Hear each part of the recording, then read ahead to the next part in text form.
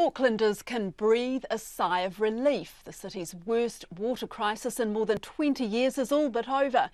Watercare says good water savings and incrementally rising production have seen off the risk of a boil water notice, which began after last week's heavy rain clogged the main treatment plant at Ardmore. Our Auckland correspondent Todd Nile looks at how the water supply is faring. But first we ask Aucklanders how they've been saving. I've taken shorter showers, I've used less water for the dishes maybe here. Nothing too major, just small things here and there. I've not actually done anything different than I normally would because I don't think of myself as consuming that much water. You know, taking a shower, just taking that extra minute off and maybe not watering the garden for as long as if it's not necessary. Certainly it wasn't too difficult when it was raining a few days ago.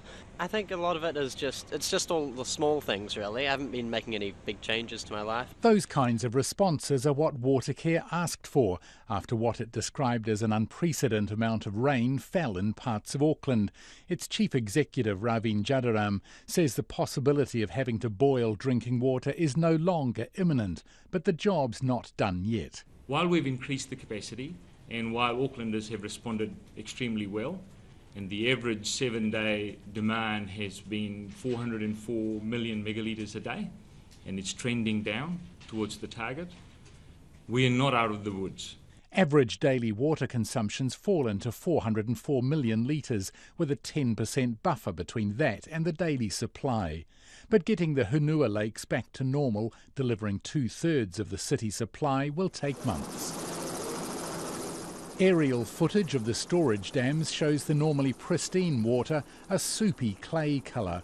Watercare's operations manager, Priyan Pereira, says the sediment remains the challenge at the Ardmore treatment station. But what we've done is adapt Ardmore to treat that water, and that's what we're doing incrementally. So as we work on increasing the production capacity, we'll be able to treat more and more of that water, even though it is dirtier than it normally is. Ardmore's capacity has been lifted by 5%, or 10 million litres over the past week.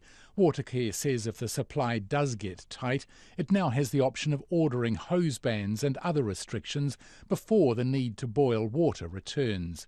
Ravin Jadaram says in theory a similar event could occur again, but Watercare plans to review the situation. What happened? Why did it happen? Can it happen again? What do we need to do? How do we build extra resilience? And what do we change in the way that we responded, or what our procedures are? In the meantime, Aucklanders are being urged to continue saving 20 litres of water a day each. A